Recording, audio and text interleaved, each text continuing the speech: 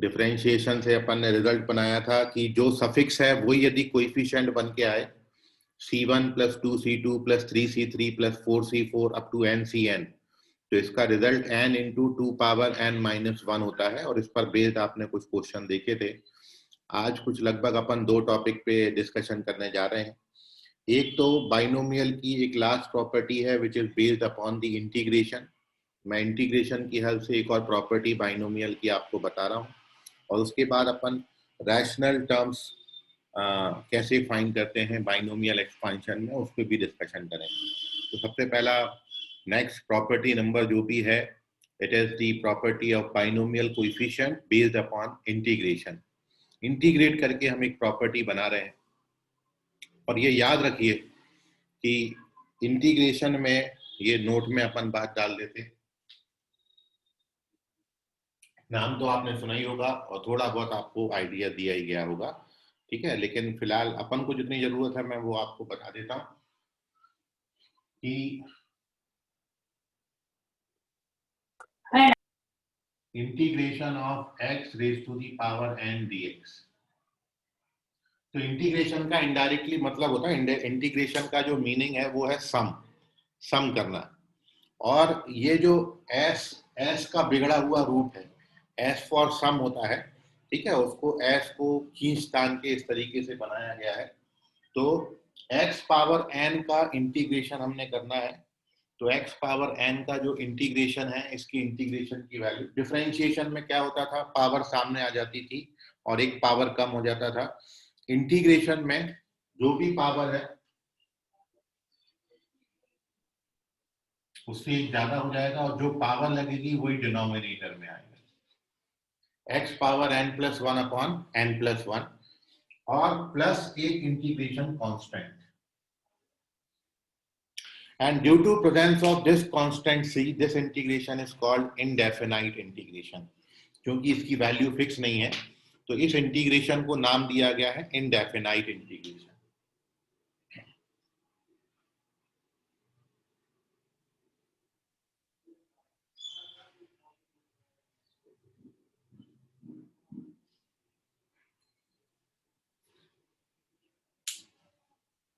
तो ये फॉर्मूला है हमारा। जैसे suppose if you have to find the value of integration x square, तो its value is x³ / 3 + c। तो integration actually it is the reverse approach, reverse procedure of differentiation. यदि आप इस फंक्शन का इंटीग्रेशन करके ये आंसर ला रहे हो, तो यदि आप इसको डिफरेंशिएट करोगे तो आपको x पावर n मिलेगा। और इसलिए बोलते हैं कि इंटीग्रेशन जो है वो रिवर्स अप्रोच है, रिवर्स प्रोसीजर है ऑफ डिफरेंशिएशन। और कभी भी आप ये याद रखें कि इंटीग्रेशन के जितने भी फॉर्मूले बनाए गए हैं वो सब डिफरेंशिएशन की हेल्प से बनाए। जैसे आप जानते हो sin x का डिफरेंशिएशन cos x होता है, तो यदि आप cos x को इंटीग्रेट करोगे तो sin x आएगा। तो integration is reverse procedure of differentiation. और इंटीग्रेशन में जितने भी स्टैंडर्ड फॉर्मूले हैं, शुरुआती फॉर्मूले हैं, बेसिक फॉर्मूले हैं, वो with the help of differentiation बनाए हैं।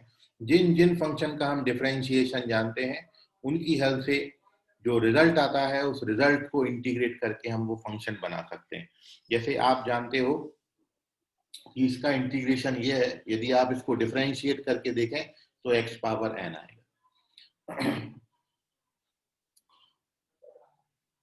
तो इतनी एक बात का हम यूज अपने बाइनोमियल थ्योरम, बाइनोमियल कोएफिशिएंट की प्रॉपर्टीज में कर रहे हैं। सो अपनी जो प्रॉपर्टी है वो 1 + x पावर n के एक्सपांशन के लिए अपन लिख रहे हैं। तो सबसे पहले consider the expansion. Here we take the expansion of 1 + x power n, and we know that its expansion, first term is c0, second term is c1x, the next term is c2x²,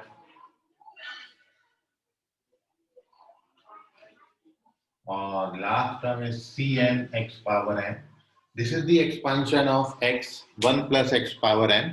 Now here we integrate both sides of this equation with respect to x. दोनों तरफ x के respect में अपन differentiate कर रहे हैं, sorry integrate कर रहे हैं।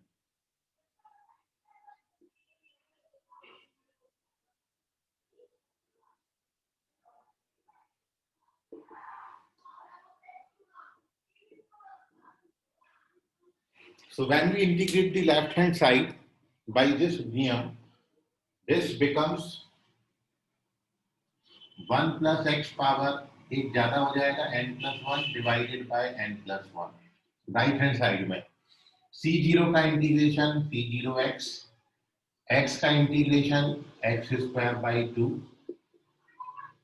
x स्क्वायर का इंटीग्रेशन x क्यूब बाई 3 ये लास्ट टर्म का integration x power n+1 upon n+1 plus एक इंटीग्रेशन कांस्टेंट c। अब ये c वो वाला c नहीं है, ये कांस्टेंट को डिनोट करेगा और ये बाइनोमियल को डिनोट करता है जब सफिक्स आने लगते हैं। तो ये हमारा कांस्टेंट है। यदि आप c नहीं लिखना चाहें तो आप इसको k लिख सकते हैं, आप इसको d लिख सकते हैं, आप इसको n लिख सकते हैं, कुछ भी लिख सकते हैं। दिस इज आर्बिट्रेरी कांस्टेंट, ये वाला कांस्टेंट है। तो सबसे पहले हमने क्या किया, एक्सपांशन लिखा, उसके बाद बोथ साइड इंटीग्रेट किया and after this integration we find the value of this constant. ये कांस्टेंट का वैल्यू कितना आएगा वो हम यहाँ पर निकाल रहे हैं। ठीक है, कंफ्यूजन ना हो इसलिए मैं सी की जगह डी लिख दे रहा हूँ। कांस्टेंट है हमारा D. So now for finding the value of this constant, we put x equals to 0 on both sides of this equation. x की जगह 0 क्यों डाल रहे हैं? क्योंकि जब आप x को 0 डालोगे तो ये सारे 0 हो जाएंगे and we get the value of d. So for finding the value of d, we put x equals to 0. And when we put x equals to 0, so we get the value of d in right hand side, which is x को 0 डालेंगे so 1 upon n plus 1 आएगा। तो x को 0 डाल के we get the value of d and once we get the value of d, ये d आप यहाँ पर डाल दीजिए। So this expansion can be written 1 plus x power n plus 1 upon n plus 1 is equals to c0x plus c1x square by 2 c3x cube by 3 up to cn x power n plus 1 upon n plus 1 और d का value है 1 upon n plus 1। अब ये 1 upon n plus 1 को transfer कर दीजिए, so we get our result and this is the property. So property ये है कि अब मैं x की जगह पर both side 1 डाल दे रहा हूँ। So when we put x equals to 1 on both side of this equation, जैसे अभी तक हमने कल भी किया था, डिफरेंशिएट करके 1 डाला था, अब इंटीग्रेट कर दिया, अब इंटीग्रेट करके हम 1 डाल दे रहे हैं। तो x की जगह पर 1 डाल रहे हैं, हर जगह x की जगह 1 डालेंगे। ये वाला 1 upon n plus 1 जो कांस्टेंट है वो इसके साथ लिखेंगे। So we put x equals to 1 and when we put x equals to 1, so next property is ये हो जाएगा c0 c1 upon 2 c2 upon 3 cn upon n plus 1 2 power n plus 1 minus 1 upon n plus 1. This is our result and this is the property. अब आपको कहीं कोई particular step में doubt है तो पूछिए।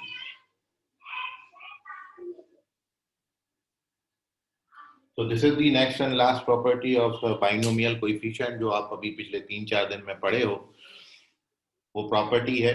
और कैसे पहचानेंगे कि कब डिफरेंशिएट करना है और कब इंटीग्रेट करना है, तो बड़ा आसान तरीका है। डिफरेंशिएशन में कोएफिशिएंट सामने आ जाता है।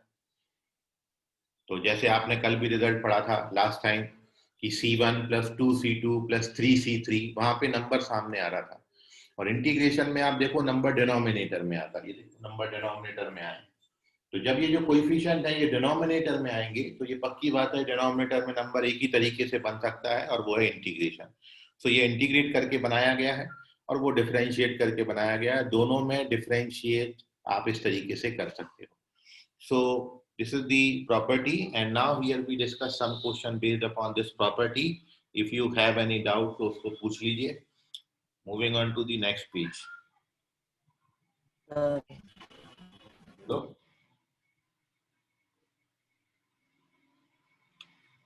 हेलो बोलो भैया, किसको डाउट है? सर वो एक बार लास्ट स्टेप समझा। लास्ट स्टेप में we put x equals to 1, ये x की जगह पर 1 डाला। जब x को 1 डालोगे तो सारे x उड़ जाएंगे। C0 C1/2 C2/3 Cn/n+1, ये तो ये लिखा है। अब ये बच गया 1/n+1, तो ये ट्रांसफर हो गया। 1/n+1 यहाँ पे ट्रांसफर होगा तो सब्ट्रैक्ट हो जाएगा, तो -1/n+1 आएगा ये। और x की जगह 1 डाला है तो 1 + 1 2 पावर n+1 हो गया। तो x की जगह 1 डालोगे तो ये 2 पावर n+1/n+1, और इसमें 1/n+1 सब्ट्रैक्ट करेंगे तो ऐसा दिखने लगेगा। मतलब आपने क्या करना है, पहले उसको ट्रांसफर कर देना, फिर x की जगह 1 डाल देना, दिखने लगेगा आपको। करके देखिएगा। और कोई सर बात किसी को? हाँ बोलो। सर तो z is x is equal to 0 के बाद वो d is equal to 1/n कैसे लिखा? n+1। x की जगह 0 डाला है, 0 डाला है x की जगह, तो ये भी 0, ये भी 0, ये भी 0, ये सब 0, केवल क्या बचेगा d, तो ये आएगा d।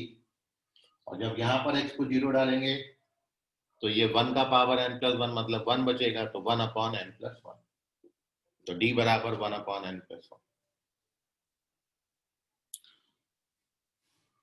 और कोई डाउट किसी को?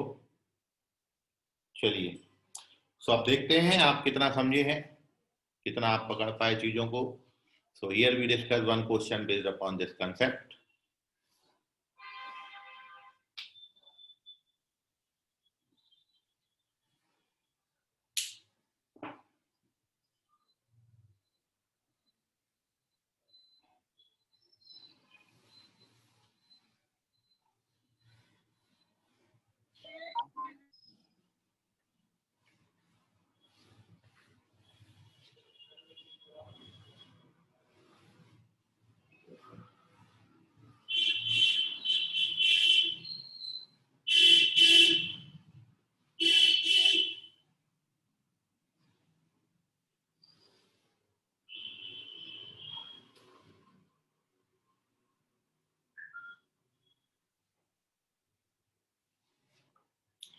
क्वेश्चन है, find the value of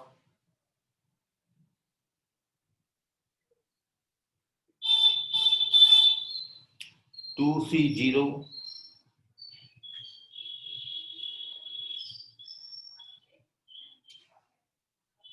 to का स्क्वायर बाई 2c1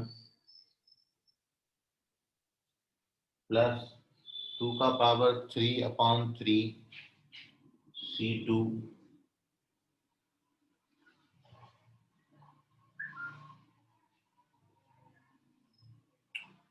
और अब 2 पावर 11/11 c10।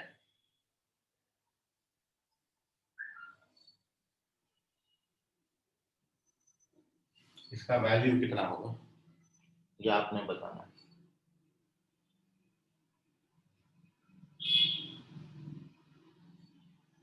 आपके ऑप्शन है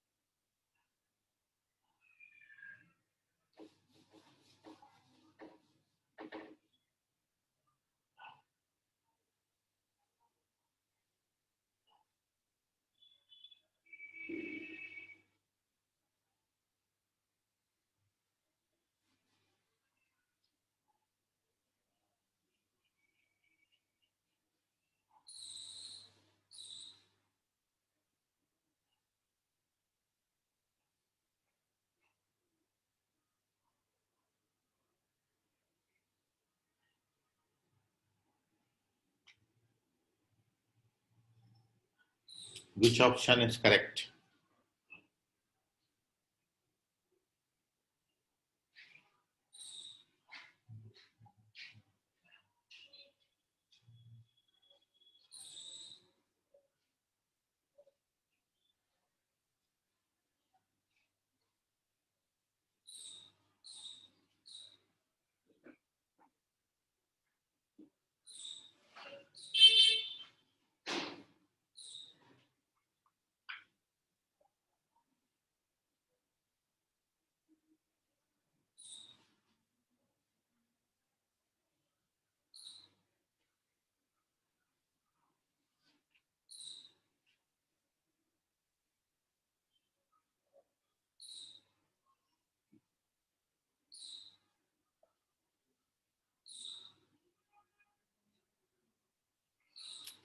ऋषभ बोधे करेक्ट है।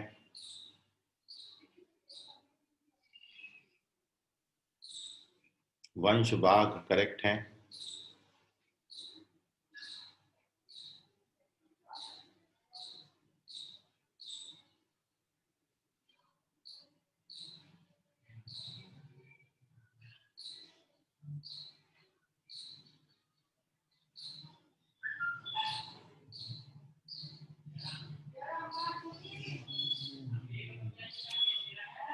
हर्ष अंबाते करेक्ट है। अंकित कुमार करेक्ट है। जीविता करेक्ट है।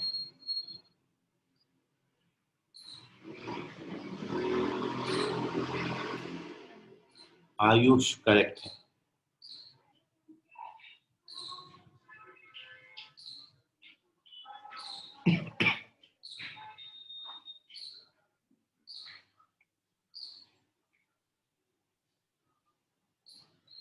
अर्थात चेक करें अपना आंसर।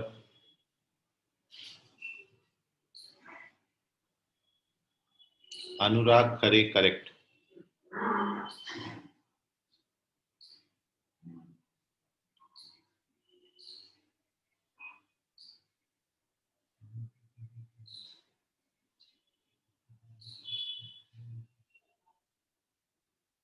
प्रणव चेक करें। गलत जवाब।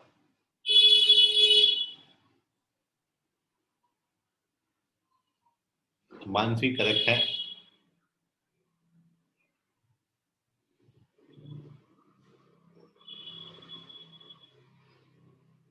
ओके चलिए, so here we discuss the solution of this question. Correct answer first option है।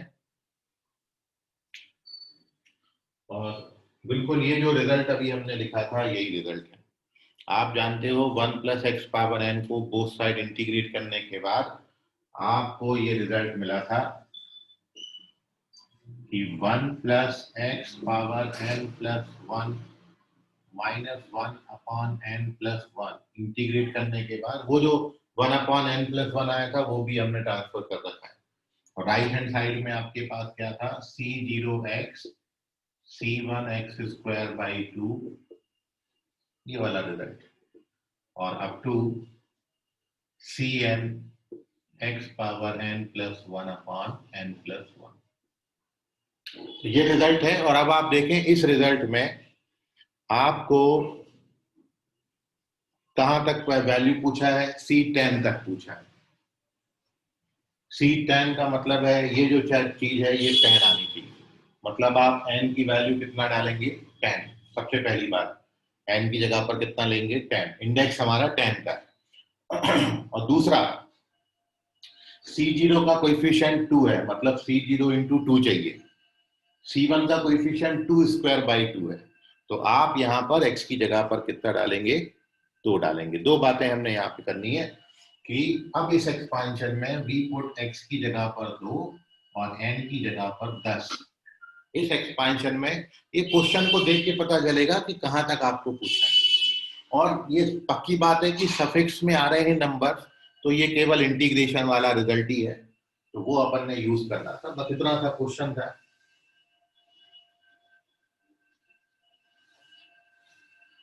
तो 1 प्लस एक्स पावर एन को इंटीग्रेट करने के बाद ये रिजल्ट आता है। अब ये रिजल्ट में हमने क्वेश्चन को देख के पहचान लिया कि n की जगह पर 10 और x की जगह पर 2 डालना है। So when we put these values in this question, so therefore this becomes n। x की जगह 2 डालेंगे तो 2 प्लस 1 हो जाएगा 3 और n प्लस 1 हो जाएगा 11 minus 1 upon 11।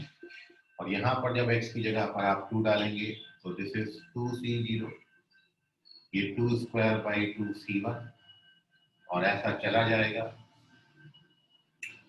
2 power 11 upon 11 c10 पे खत्म हो जाएगा। So this is the first option. Question देख के आपने रिजल्ट करना है।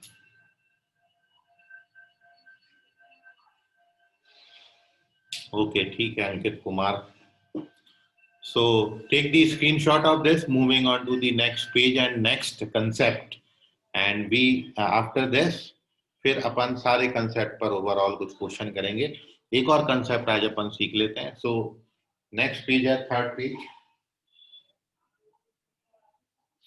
एंड हेडिंग है कि here we find the terms free from radical or rational terms.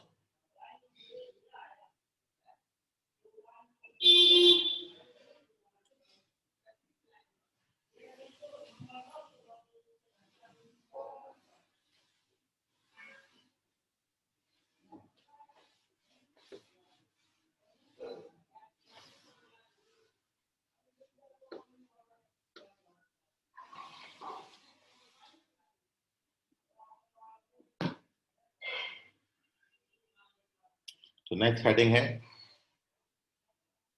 finding terms free from radical or rational terms.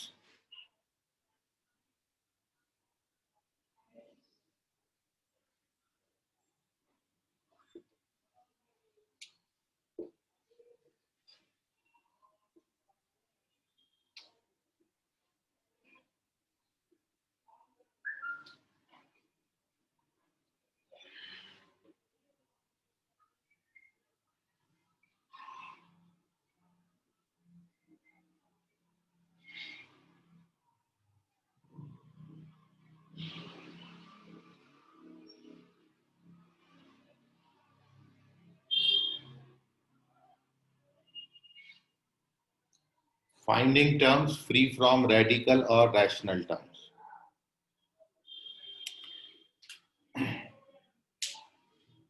तो ये जो फ्री फ्रॉम रेडिकल और रैशनल टर्म्स है, इसका मतलब क्या है? तो रेडिकल का मतलब होता है जो आप cube root, fourth root, third root, fifth root निकालते हो, ऐसी पावर्स को हम रेडिकल पावर बोलते हैं। और रैशनल पावर तो आप जानते ही हो, 2/3, 7/3, 10/3, 5/2, ऐसे पावर्स को अपन रैशनल पावर बोलते हैं। तो ये है रेडिकल और रैशनल पावर। अब रेडिकल और रैशनल पावर से यदि कोई टर्म फ्री होगा, मतलब यदि कभी भी नंबर पे रेडिकल और रैशनल पावर्स नहीं बनेंगी, तो ऐसे टर्म्स को हम बोलेंगे टर्म्स फ्री फ्रॉम रेडिकल और रैशनल पावर्स। तो इसका मतलब यह है कि आपको क्वेश्चन में जब बाइनोमियल एक्सपांशन का क्वेश्चन आता है तो वहां पर पूछा जाता है कि आपको उस एक्सपांशन में फाइंड द इंटीजर टर्म्स और फाइंड द रैशनल टर्म्स। तो रैशनल टर्म्स और इंटीजर टर्म्स का मतलब बिल्कुल सेम है, और इसका मतलब ये है कि आप की जो टर्म्स हैं वो इर्रेशनल नहीं होनी चाहिए। इर्रेशनल का मतलब है जो टर्म्स की वैल्यूज हैं वो √2, √3, √5 ऐसे टर्म्स नहीं आने चाहिए। मतलब इन नंबर्स पे जो पावर्स हैं वो फ्री होना चाहिए रेडिकल से और रैशनल पावर से। मतलब जैसे किसी एक्सपांशन में फर्स्ट या सेकंड टर्म में या फिर दोनों में 2 दिया है या 3 दिया है, और आपसे यदि इंटीजर टर्म पूछा है, तो इंटीजर टर्म का मतलब है कि उस एक्सपांशन के हर टर्म की वैल्यू इंटीजर होनी चाहिए, इंटीग्रल वैल्यू आनी चाहिए। जैसे हमने कोई एक्सपांशन लिखा, उस एक्सपांशन में हमने इंडेक्स मान लो 50 का लिया इंडेक्स, तो 50 इंडेक्स में आपने ये टर्म करने, आप ये जानते हो कि इंडेक्स 50 का है तो 51 टर्म्स होंगे। तो 51 टर्म्स में से आपने वो टर्म्स फाइंड करना है। फाइंड द इंटीजर टर्म्स या फाइंड द रैशनल टर्म्स का मतलब है कि you have to find all those terms out of 51 terms, कि जिनमें किसी भी 51 टर्म में से किसी भी टर्म में किसी भी नंबर पे पावर रैशनल नहीं होनी चाहिए या फिर रेडिकल नहीं होनी चाहिए। तो जितने terms free from radical and rational power होंगे वो आपके इंटीजर टर्म्स कहलाएंगे। एक क्वेश्चन के थ्रू मैं आपको ये बता दूं, एक क्वेश्चन मैं आपको इस थ्योरी करके दिखा रहा हूं, फिर एक क्वेश्चन आप करिएगा। मतलब ये थ्योरी को हम एक क्वेश्चन के थ्रू डिस्कस कर रहे हैं। तो क्वेश्चन जैसे आपको ये पूछा है कि find the number of integral terms in the expansion of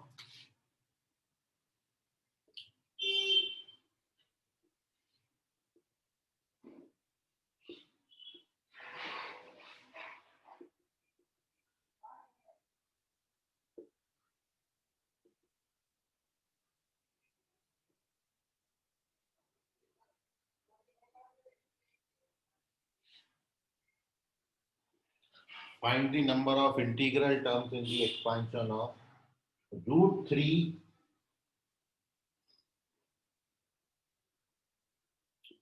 plus 8th root of 5 whole power 256 256। तो आपको इस एक्सपांशन में ये बताना है कि टोटल इंटीजर टर्म्स कितने आएंगे। √3 plus 8th root of 5 whole power 256 256 का पावर है, मतलब इस एक्सपांशन में 257 टर्म्स होंगे, 257 टर्म्स होंगे। इन 257 टर्म्स में से आपको बताना है कि कितने टर्म्स हैं जो वो इंटीजर टर्म्स होंगे, इंटीग्रल टर्म्स होंगे। इंटीग्रल की जगह रैशनल वर्ड भी पूछते हैं, या रैशनल टर्म्स होंगे। इंटीग्रल टर्म्स बोलें या रैशनल टर्म्स बोलें, दोनों के लिए कैलकुलेशन सेम करनी है। और इसमें केवल इतना ही है कि 3 या 5 किसी पे भी पावर आपकी रैशनल या फिर रेडिकल नहीं होनी चाहिए। 3 या 5 किसी भी टर्म 3 पे या 5 पे रेडिकल या रैशनल पावर आएगा तो वो नॉन इंटीग्रल टर्म्स कहलाएगा, वो इरैशनल टर्म हो जाएगा, रैशनल टर्म नहीं होगा। रैशनल का मतलब है कि रेडिकल से और रैशनल पावर से फ्री होने का ही मतलब है कि जो वैल्यू है वो उसकी इंटीजर वैल्यू आनी चाहिए। जैसे आपने एक क्वेश्चन किया था √2 + 1 पावर 5, वैसा वाला क्वेश्चन। और √2 + 1 पावर 5 का यदि आप एक्सपांशन करते हो, या उसको मैं 1 + √2 पावर 5 लिख दूं, तो 1 + √2 पावर 5 का पहला टर्म 1 आता है, वो इंटीजर है। दूसरा टर्म जो है वो नॉन इंटीजर आता है, क्योंकि उस पर √2 पे पावर 1 आती है। फिर तीसरा टर्म निकालोगे तो √2 पे पावर 2 आएगा, वो इंटीजर हो जाएगा। सो ये कहलाएंगे आपके इंटीजर टर्म्स। तो 257 टर्म्स हैं, और 257 टर्म्स में आप 257 टर्म लिखो और हर टर्म को देखो कौन सा इंटीजर टर्म है, तो ये तो बहुत लेंथी प्रोसीजर हो जाएगी। तो इसका जो सॉल्यूशन का मेथड है वो ये। तो टू सॉल्व दिस क्वेश्चन,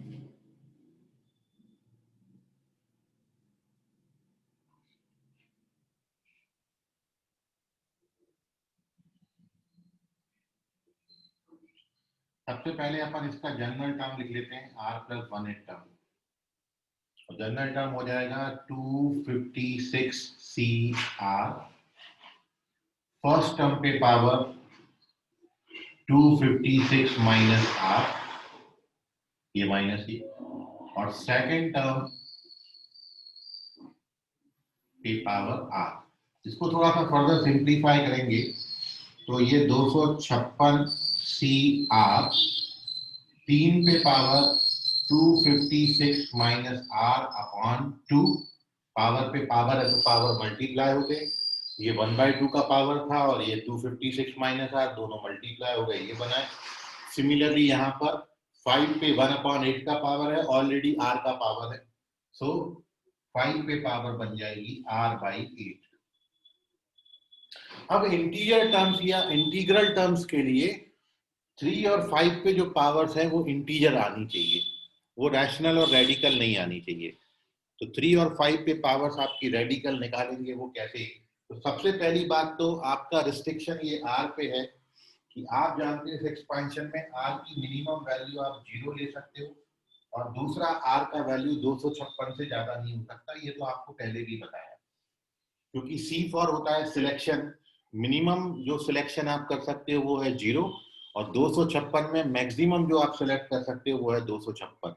तो r का वैल्यू 0 से 256 होगा, पहली बात। और दूसरी बात, r आपका कोई होल नंबर होगा, क्योंकि आप ये नहीं बोलते कि 256 में से आधा सेलेक्ट करो, तो आपको जो r की वैल्यू है वो 0 से लेके 256 तक कोई होल नंबर होगी। तो r पे एक रिस्ट्रिक्शन ये भी है।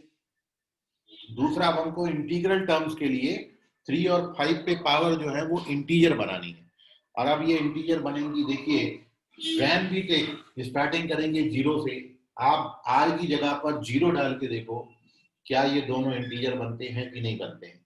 तो यदि हम r को 0 डालेंगे तो ये तो 0 बन गया, मतलब ये इंटीजर टर्म आ जाएगी। और जब मैं r की जगह 0 यहाँ तो डालूंगा तो 256/2 128 होता है, तो ये भी रेडिकल नहीं आ रहा और रैशनल नहीं आ रहा है। तो r का जो सबसे पहला वैल्यू आप कंसीडर करोगे यहाँ पर, so for integral terms R की जो सबसे पहली वैल्यू है वो है 0, और 0 के बाद अब आपने 1 2 3 4 5 6 7 कुछ नहीं लेना, अब आप लोग सीधा 8 के मल्टीपल लेंगे, क्योंकि आप ये जानते हो कि अब आर को 1 लोगे तो ये 1/8 पावर हो जाएगी, रेडिकल हो जाएगी। फिर आर को जब आप 2 लोगे तो 2/8 1/4 हो जाएगा, रेडिकल हो जाएगा। आर को 3 लेंगे तो ये 3/8 बनेगा, रैशनल हो जाएगा। सो इंटीजर बनाना है, तो 0 के बाद नेक्स्ट इंटीजर वैल्यू अब आपकी क्या आएगी, 8 की कोई मल्टीपल आएगी, तो अब अपन 8 ले रहे हैं। जब आप आर को 8 डालोगे तो 8/8 इंटीजर बनेगा। अब आप आर को 8 यहाँ पे डाल दो तो 256 माइनस 8 ये होता है आपका 248, और 248 डिवाइडेड बाई 2 इंटीजर आएगा। सो अगली वैल्यू आर की 8 हो जाएगी, क्योंकि दोनों इंटीजर पावर बन रही हैं। तो आर का नेक्स्ट वैल्यू है 8, और अब आपको सोचने का जरूरत नहीं है, क्योंकि अब ये हमेशा एपी बनाएगा।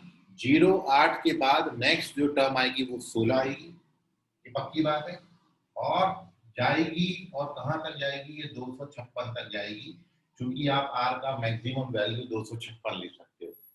ठीक है, और 8 के टेबल में 256 मतलब 256 कंप्लीटली डिविजिबल बाई 8 है, और 32 टाइम्स डिवाइड होता है, 32 टाइम डिवाइड होता है। तो देयरफॉर आप देख रहे हो आर की टोटल कितनी वैल्यूज आपको मिली, 33 वैल्यूज मिली। तो therefore total number of integral terms is 33. So 33 is the correct answer of this question. और अब आपको कोई डाउट क्वेरी है तो पूछ लीजिए। So take the screenshot of this. Here we discuss one more question जो आपको सॉल्व करना है, उसका आंसर आप करेंगे इसी कंसेप्ट पर बेस्ड। इसका स्क्रीनशॉट ले लें, कोई मन में सवाल दुविधा कोई प्रश्न है आपका तो पूछ लीजिए। सर 30 कैसे 32 आएगा ना? हेलो, क्या बोला बेटा? हेलो सर, हाँ, सर 33 कैसे आएगा? 32 आएगा ना? 8 से 256 तक 32 हो गए, क्योंकि 8 से ये 32 टाइम डिवाइड होता है, और एक 0 है, तो 32 प्लस 1 33। हाँ ठीक।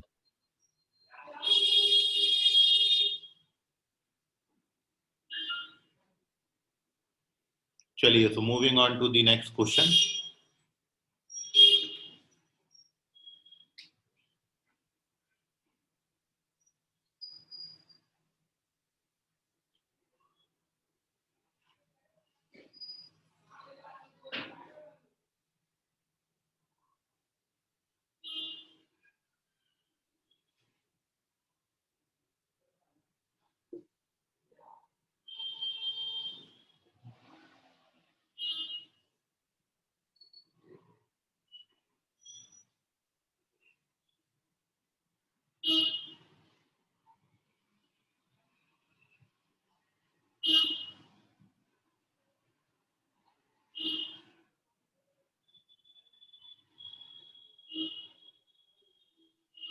करिए क्वेश्चन।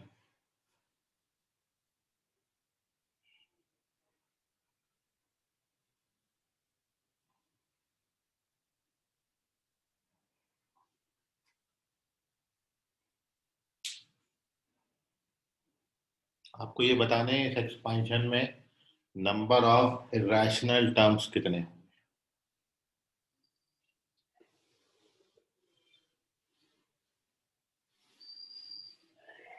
सर सर वो पावर कितने की है एक्चुअली, यहाँ से एक्चुअली वीडियो ब्लर है मेरा। एक्सपेंशन में 6th root of 2 plus 8th root of 5 whole raise to the power 100। Okay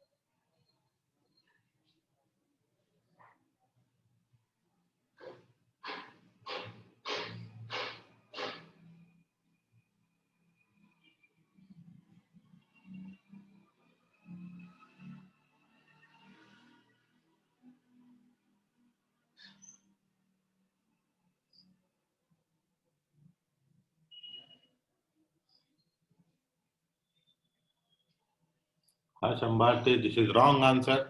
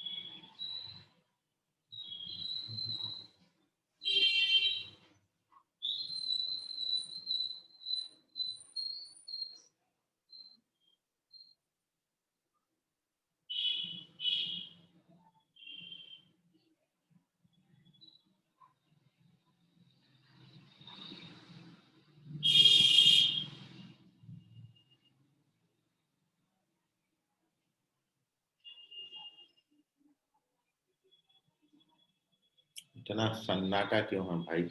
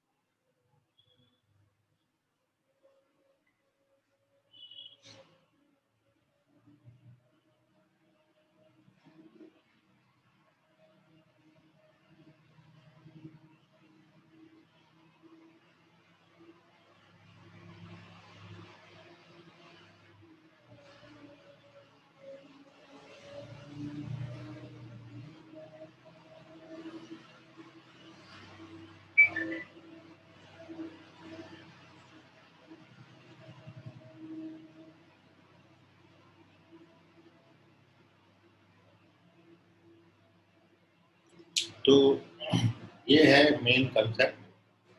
यहाँ पर क्वेश्चन में आपको नंबर ऑफ इरेशनल टर्म्स पूछे। जब आप एक्सपांशन लिखते हो तो दो ही टाइप के टर्म्स आपको मिलते हैं, रैशनल या फिर इरेशनल। तो मयूर चेक करें,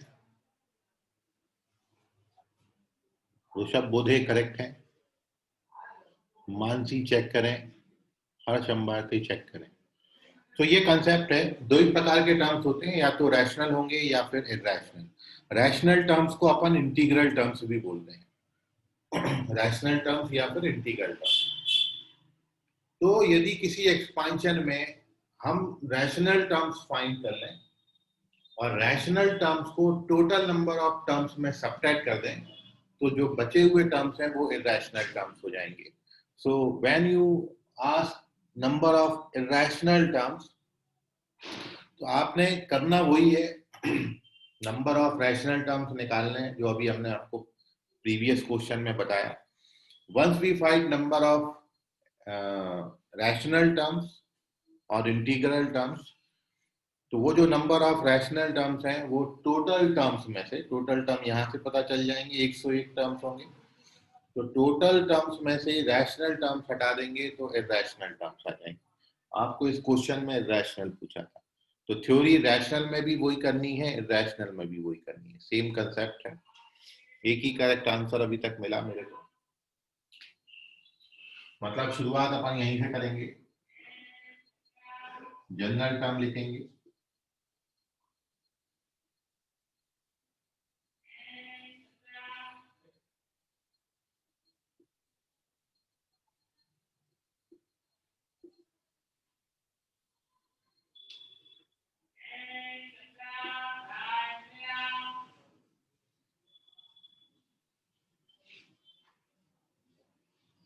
जैसा पहले आपको बताया था बिल्कुल वही लिखा हुआ है।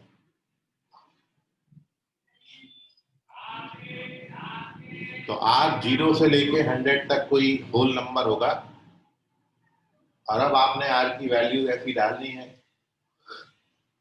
कि 2 पे और 5 पे दोनों के पावर इंटीजर बने। तो पहले अपन इंटीजर निकाल लेते हैं और उसके बाद मानसी चेक करें, मयूर चेक करें, अरमान चेक करें।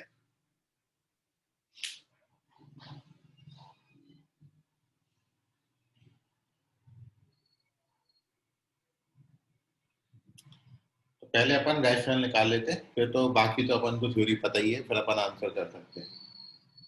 तो अब R का वैल्यू सबसे पहले तो अपन 0 नहीं डाल सकते, क्योंकि आप R की जगह पर 0 डालोगे तो ये तो इंटीजर बन जाएगा, बट ये इंटीजर नहीं आएगा। तो 0 के बाद नेक्स्ट R की वैल्यू 1 अपन डालते हैं। तो 1 डालने से दोनों आपके बनेंगे नहीं इंटीजर। तो 0 के बाद नेक्स्ट अपन 1/8 तो वैसे भी रैशनल बन रहा है, तो 0 के बाद अपन को नेक्स्ट 8 डालना पड़ेगा। सो अरमान अभी भी करेक्ट है, नहीं है। सो R की वैल्यू अपन 8 डाल के देखेंगे, 8 पे ये तो इंटीजर बन जाएगा। 100 माइनस 8 जो है वो आपका 92 होगा, और 92/6 इंटीजर नहीं बनता। तो अब अगली वैल्यू डालेंगे, वी पुट R की नेक्स्ट वैल्यू 16। तो when we put R equals to 16, R की वैल्यू अपन ने 8 डाली थी, 8 सब्ट्रैक्ट करेंगे। 92 6 से डिविजिबल है क्या?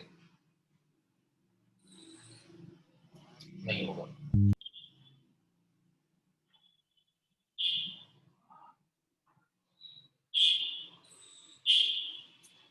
तो 16 डालेंगे, 16 पर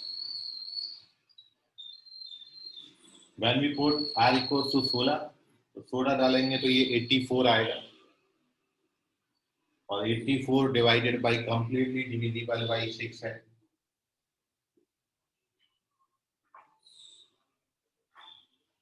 तो इसलिए R की सबसे पहली वैल्यू जो है वो आपकी 16 हो जाएगी। 16 के बाद अपन 8 और इसमें जोड़े, मतलब टेबल आपको एपी बनानी है। तो R का वैल्यू 8 से 0 से नहीं आया, 8 से नहीं आया, फिर 16 डाला, 16 से आ गया। 16 के बाद नेक्स्ट वैल्यू आपने R की जो डालनी है वो 24 डालेंगे। तो 24 जब आप डालोगे तो ये बनेगा आपका 76। 76 कंप्लीटली डिविजिबल बाई 6 नहीं है। तो 16 के बाद नेक्स्ट अपन वैल्यू डालेंगे 24। 24 डालोगे तो सॉरी 16 तो डाल लीजिए, 24 डाल दिए। 24 के बाद नेक्स्ट कितना आएगा? 32, 32। व्हेन वी पुट 32, तो 32 पर ये बनेगा 68, नहीं है डिविजिबल। 32 के बाद 40 डालेंगे, 40 के ऊपर कंप्लीटली डिविजिबल है, और एक बार आपको ये मिला तब तो फिर आप बना लोगे। अब देखिए, आप 16 और 40 में डिफरेंस जो है वो 24 का है। इसमें 24 ऐड करोगे तो ये 40 आएगा। ठीक है, सो अगली वाली वैल्यू जो है वो इसमें 24 ऐड कर दीजिए। 24 ऐड करेंगे तो 64 बनेगा, और 64 में 24 ऐड करोगे तो 88 बनेगा। ये वैल्यूज आती हैं, दीज आर दी 4 वैल्यूज जिन पर ये दोनों इंटीजर बनेंगे। सो ये जो वैल्यूज हमने लिखी हैं ये फॉर इंटीग्रल टर्म लिखी है। तो 16, 40, 64, 88। सो फॉर इंटीग्रल टर्म्स और rational terms,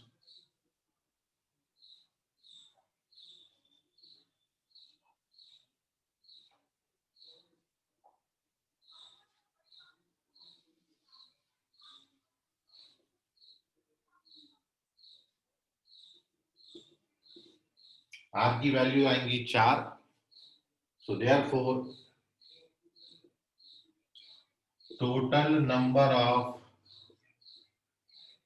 rational terms is equals to 4. Hence, number of देना चाहिए। irrational terms is equals to 97। क्योंकि टोटल टर्म्स 101 है, तो 101 माइनस 4 97 करेक्ट आंसर है। तो जिनका भी रॉन्ग हो गया वो देख लें, और कहीं आपको कोई डाउट है कंसेप्ट में तो पूछ लीजिए। तो दो ही बातें आपसे पूछेंगे, या तो rational number of rational terms पूछेंगे या नंबर ऑफ इरैशनल टर्म्स पूछेंगे। कोई भी एक आपने निकाल लिया तो दूसरे वाले आप बता सकते हो। रैशनल से इरैशनल और रैशनल से रैशनल दोनों तरीके से आप फाइंड कर सकते हो। कंसेप्ट में आपको कोई डाउट है तो पूछ लीजिए। इसका स्क्रीनशॉट ले लें, मन में कोई सवाल दुविधा तो पूछ लीजिए।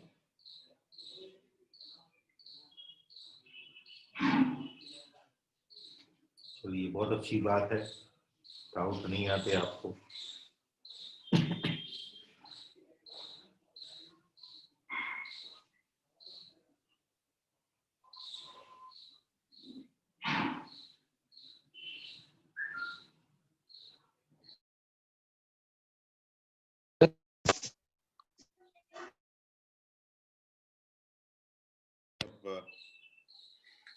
इसमें कोई डाउट है तो पूछ लीजिए, अदरवाइज अपन कंटिन्यू करेंगे अगली क्लास में कल कुछ और नए टॉपिक के साथ, कुछ और नए क्वेश्चंस के साथ।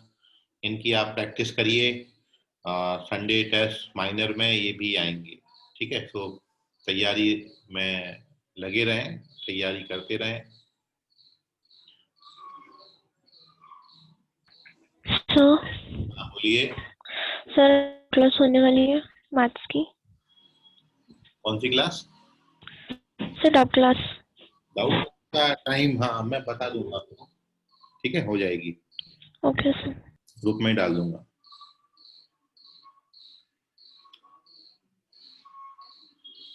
अब ऑनलाइन ऑफलाइन, ये तो टेस्ट आपका जो मेजर है ये ऑफलाइन मोड में ही है, तो कोशिश करिए ऑफलाइन आप दे पाए। एक आध बार सेंटर भी विजिट कर लो, इस बहाने देख लो कैसा दिखता है। तो कोशिश करें ऑफलाइन देने की, प्रणव।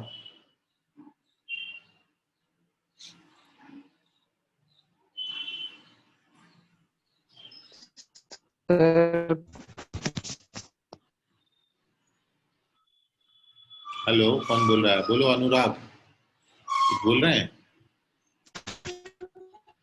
सर सर हाँ सर। सर घर वाले तो आने नहीं दिए तो फिर अब घर में बैठना, बाद में पेपर लेके घर में सॉल्व कर लेना। आवाज आ रही सर? हाँ हाँ, पेपर बाद में लेके घर से सॉल्व कर लेना फिर, ठीक है। सर ऐसी सर ऐसी भी आने नहीं दे रही सर घर वाले। ठीक है, अच्छी बात है, उनको भी भाई चिंता है इसलिए नहीं आने दे रहे हैं। तो ये है कि पेपर हो जाए, आफ्टर पेपर होने के फिर आप वो पेपर कलेक्ट कर लीजिए सेंटर से, और फिर उसमें घर में बैठ के उसको सॉल्व कर लीजिए।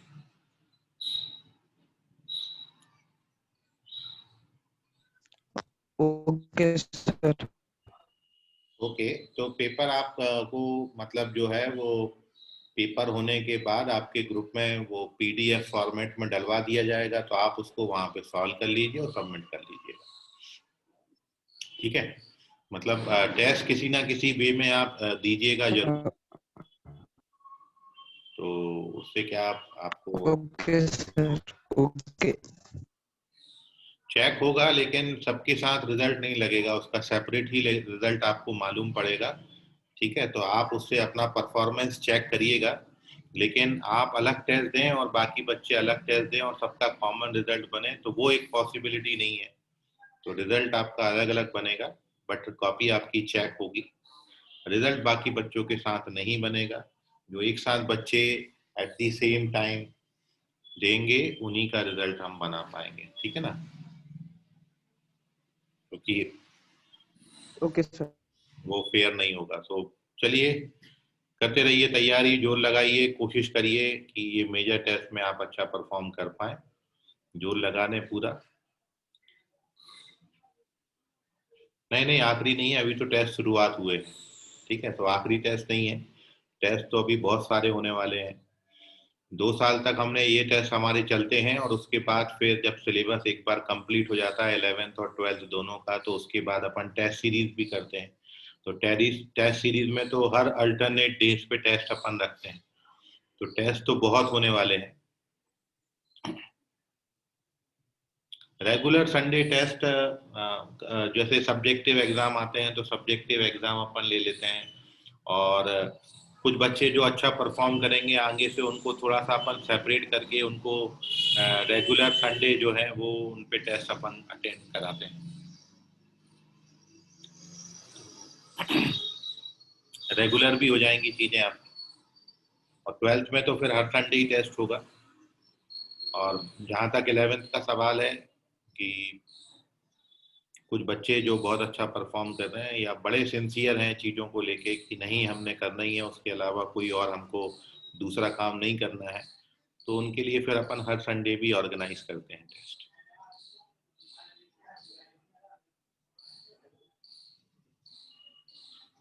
चलिए, सो इन्हीं बातों के साथ आपको छोड़ जाते हैं, बाकी करेंगे कल। आज के लिए फिलहाल इतना। धन्यवाद everyone. Bye bye sir, thank bye.